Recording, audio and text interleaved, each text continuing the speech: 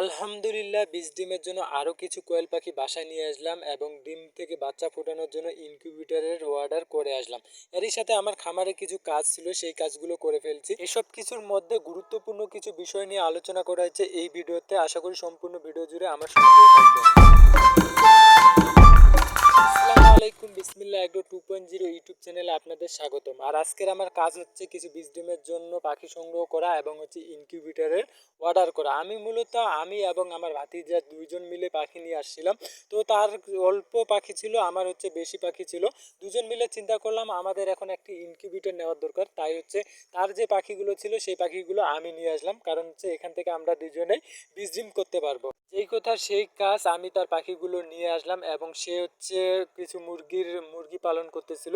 তো সেই মুরগিগুলো পালন করবে এই কিছুদিন, আর এর মধ্যে আমরা হচ্ছে ইনকিউবেটরটা নিয়ে আসবো। এটাই ছিল আমাদের হচ্ছে প্ল্যান। তার পাখিগুলো আমি বাসায় নিয়ে আসি। বাসায় নিয়ে আসার পর হচ্ছে এখন গুরুত্বপূর্ণ যে বিষয়টি হলো, আপনারা একটি পাখির জন্য কয়টি মাতৃ সিলেক্ট করবেন এই বিষয়টা নিয়ে আলোচনা করা হোক। আমরা মূলত একটি পাখির জন্য হচ্ছে 5টি হচ্ছে মাতৃ সিলেক্ট করতেছি, অন্যান্যরা হচ্ছে 6টি থেকে 7টি সিলেক্ট করে।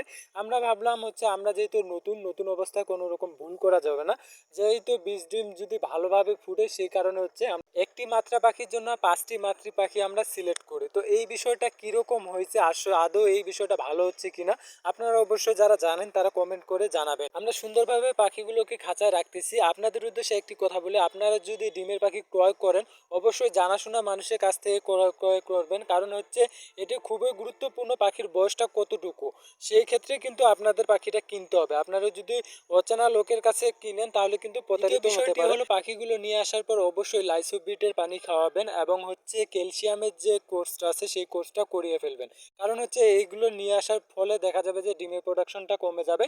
আবার এইসব খাওয়ানোর পরে আবার ডিমের প্রোডাকশনটা ঠিকঠাক রয়ে যাবে। এরপরেই আমরা ইনকিউবেটর অর্ডার করার জন্য রওনা হয়ে পড়ে। আপনারা জেনে অবাক হবেন যে বিসমিল্লাহ এগ্রোর সাহিব ভাই যেখান থেকে ইনকিউবেটর নিয়েছেন, আমরা ঠিক সেখান থেকেই ইনকিউবেটরটা অর্ডার করব।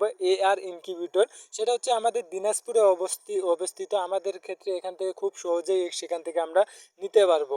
তো তাই আমরা সেখান থেকে ইনকিউবেটরটা নিতেছি, কারণ হচ্ছে সাহিব ভাই যেহেতু এখান থেকে ইনকিউবেটর নিয়েছে, তাই আমরা ভাবলাম যে এখান থেকে অবশ্যই ভালো আমরা সার্ভিস পাবো। ভাই আমাদের রিসিভ করে তাদের যে কারখানা আছে সেই কারখানায় নিয়ে যায়, নিয়ে গিয়ে তাদের যে ইনকিউবেটরগুলো আছে সেই ইনকিউবেটরগুলো সম্পর্কে আমাদের জানায় এবং যে যে বৈশিষ্ট্য আছে সেই বৈশিষ্ট্যগুলো ভালোভাবে আমাদের বুঝিয়ে দেয়। এবং আমরা অবশ্যই আশা করি যে এখান থেকে ভালো একটা সার্ভিস পাবো, যেহেতু সাহিব ভাই এটা ব্যবহার করেছে এবং রিকমেন্ডেড করেছে। তাই আমাদের ক্ষেত্রে এখান থেকে যেহেতু অনেক কাছেই, আমরা এখান থেকে ইনকিউবেটরটা অর্ডার করে ফেললাম। কত টাকা নিল ইনকিউবেটরটা, ইনকিউবেটরের সার্ভিস কীরকম, সকল কিছু নিয়েই এই চ্যানেলে বিস্তারিত ভিডিও থাকবে। আজকের মতন এতটুকুই। সবাই ভালো থাকবেন, সুস্থ থাকবেন আর আমাদের জন্য দোয়া করবেন যাতে আমরা সফল খামারি হই। আল্লাহ হাফেজ।